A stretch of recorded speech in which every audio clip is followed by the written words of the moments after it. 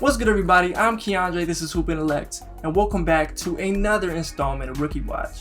The rookies have kept up their high level of play, and one important rookie in particular has made his debut.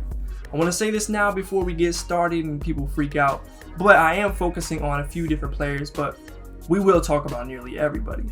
So, without further ado, let's go ahead and get into it, starting with the number one pick of the draft, Cade Cunningham of the Detroit Pistons.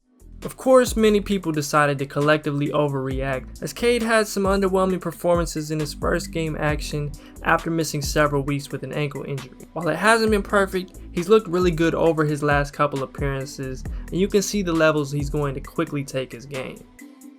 But starting with the shooting, he's gotten off to a really rough start from long range, especially for a guy who's been so good from there in recent history.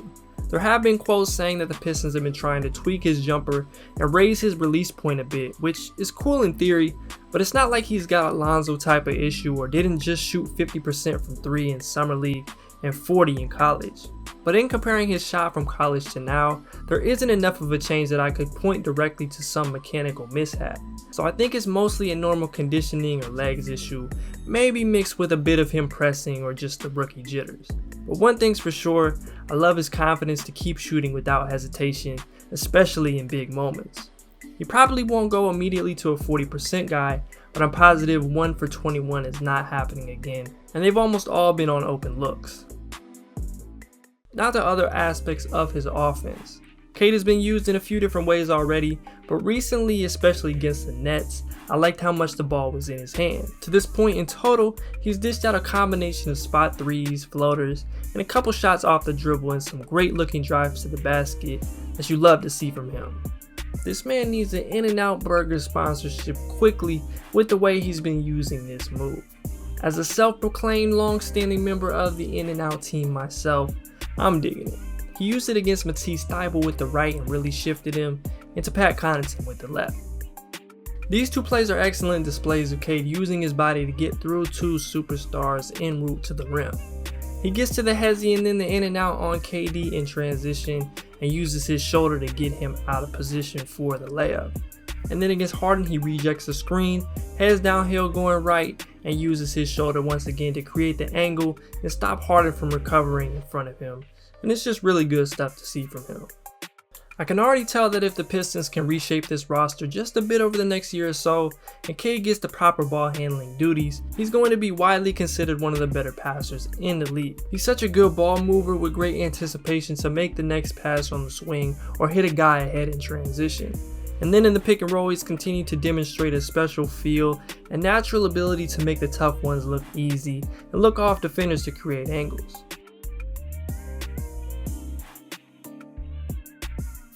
And defensively, Cade has been really good. That was an area he was impactful at Oklahoma State when the effort or his energy was there. Part of the reason he's built this reputation and become so highly regarded is he can do a lot of things well. I love Cade's game. I think he's going to be a tough cover for a long time. Got to know him when he was in high school, so we built a little relationship. And to play against him in the NBA is sweet. We had a lot of conversations about being on this level and what it took, and to see him out here battle through some injuries to start, but to come out here and play aggressive tonight, hit some big shots for him. I'm happy for him, looking forward to seeing his career. Now to one of the more interesting players in the league, let alone rookies, OKC's Josh Giddey. He's an absolute passing maestro. That was expected, and it's been apparent from the very start. Whether it's the overheads, some drop-offs, skip passes, one-handers, a few lobs, they've all been there. He's been the best passer in the draft so far in a class with an absolute wealth of talent in that area. 17, 18-footer throughout his entire career. The right play dialed up, and there's allow much drama in this game. Giddey, wow. Setting up tonight's OU Health Coach's Corner, and he had the foresight as well. OKC gets him into a good amount of drag screens, and he's already solid in the pick and roll, even without being a great scoring threat there yet. And he's done a good job of finding angles and catches opponents off guard with what is just an unorthodox, unpredictable bop to his game. He was a really effective finisher last year in the NBL, and while he's only been hovering around 50% there so far, it's bound to rise, especially after those two gimme misses against the Lakers. Defensively, he's been okay. He mostly guards wings and some forwards and has worked well. There have been many moments where he's outmatched against true guards, but the effort has been there and he does have good hands. And somewhat related, he's been an important rebounder for this Thunder team. He's a big body with a nose for the ball on both ends, and while boards can be misleading at times, he grabs a lot of significant ones. Now, nobody is really going to talk about it because they ended up losing this game to one of the best players in the world, but Giddey nearly took over the game down the stretch against the Clippers while they doubled Shea. In the midst of that, this dribble pull-up is my favorite play of his all year. Just given a combination of time and place things, he drilled it. This little pull-up was one of my favorite non-driving parts of his offensive game last year, and it was encouraging to see it in a clutch moment like this. Contrary to what social media might have led you to believe, Josh Giddey has been able to play basketball at a high level for quite a while. He still has plenty of things to work on and he'll have his ups and downs, but he's had a consistent positive impact so far. And now down to Orlando for our final feature. There have been rookies who have made a greater impact or performed better this season, but few have impressed me more than Franz Wagner. Franz was a lottery type of talent just based on his ability to affect the game in multiple ways at that size and his defensive versatility. Some of the issues with his confidence and assertiveness offensively have already ceased, and you love to see it. Defensively, he'd probably stick out a little more if it weren't for some of the other guys looking generational, because he's been great. He spent time guarding pretty much every primary offensive option in all of their matchups. Individual shot tracking stats are always iffy if you didn't watch those games in entirety, but Franz held RJ Barrett and Julius Randle to a combined 4 for 18 in their two matchups. And he's also held his own against guys like Jaylen Brown, Jason Tatum, and LaMelo Ball. The paint didn't have anything, pulls it out, and immediately gets the cut. He's shooting the three confidently at a high level. He's getting downhill off dribble handoffs or in the pick and roll to finish with those little runners or all the way at the bucket.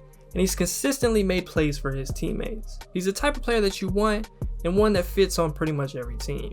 And you know we couldn't get through talking about Franz without mentioning his performance against Minnesota, which for me is top 2 from rookies this season. It included everything from a late game poster to the 5 threes and great defense.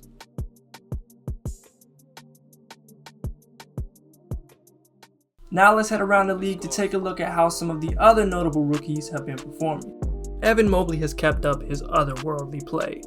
A lot of his impact isn't going to immediately pop in a box score, but defensively there can't be enough said about how good he is there as a rookie big man. Dame Lillard was out here trying to get the switch on him like he's food, though he's the complete opposite. He's leading the league in contested shots by nearly 50, and the next closest is his teammate Jarrett Allen. And right behind him are 2 of the greatest defenders of this generation in Rudy Gobert and Giannis.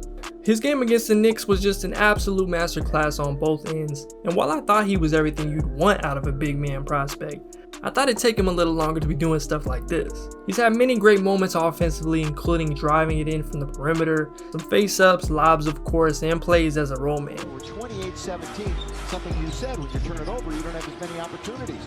Underneath, Answer for Ricky Rubio. Mobley, nice feed inside to Allen. And he's continued to shoot the 3 even though it hasn't fallen like he'd like just yet. He is, he's gonna be a damn good basketball player in this league. You know, they got a good one. Cleveland has a good one.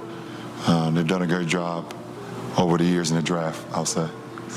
Scottie Barnes was dealing with the thumb strain, so he missed a couple games, but he's been one of, if not the most impressive rookie so far. He's crossed the 20-point threshold 3 times already, something he didn't do in college until March. He's just had a continued display of his amazing all-around potential with an advanced development offensively, most notably in the mid-range where he just keeps on getting better. And the defensive ability is immediately apparent, and he had some great moments against legends in that game against Brooklyn. We didn't fully focus on him this week only because I wanted to give a couple other players that spotlight, otherwise it'd be the same 2 or 3 guys most weeks. But he's top 2 in the rookie rankings, and that's not up for debate at the moment. With Pascal Siakam returning, it should be interesting to see the team dynamic and how he specifically plays and adjusts to having him out there over time. Chris Duarte has been good for an automatic mid to high teens and points nearly every night. I don't care how old he is or where he might have been ranked pre-draft, that is impressive. He's still shooting 40+% from 3 while he's rose on team scouting reports due to his play and some injuries. His performance has to continue to be recognized because there are plenty of other rookies people would have absolutely lost their mind about had they started off this effective. Give it to him. Yeah. Give it to Duarte. He's making the move. Yeah. Jalen Green is going to be inconsistent, but he has at least made a concerted effort to get downhill into the basket over the course of the season. He didn't shoot a single free throw over his first 5 games and then took 9 against Utah. It's still only been about 10 games, but he's been showing us that scoring potential, giving the Lakers those big buckets in crunch time, hitting step backs, creating space. That's all still there. His role is always the hardest to adjust to and become great at in the league, but he's making progress, and that's a positive. One thing I will say is that passing flashes have been there in a big way, to the point where I wouldn't mind seeing him share the lead guard responsibilities as long as KPJ is the alternative.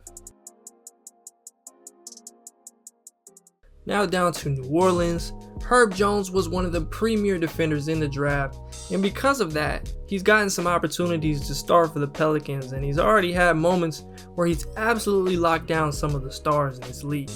He's currently out with a concussion, but he's been excellent for an early second round pick in what's been a mostly disappointing year for New Orleans.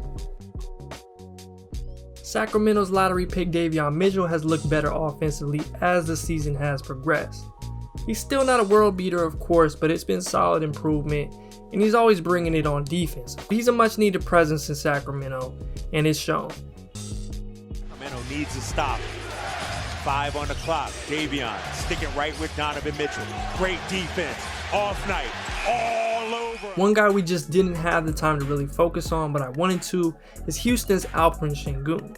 He started a few games with Daniel Tice out and kept up the terrific offensive potential, making several plays a game that are just tremendous, specifically the passes. He's hit a couple threes, racked up the steals, and been active on defense too.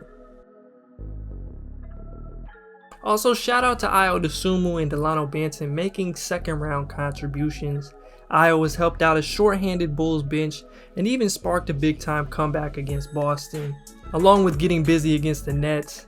And Delano Banton has been a solid contributor in about 12 minutes a game, doing a little bit of everything as a point forward for the Raptors. Look out for Denver's Bones Highland as he's finally cracked the rotation. I've got a feeling he's going to mess around and have one of those 15-point quarters here soon.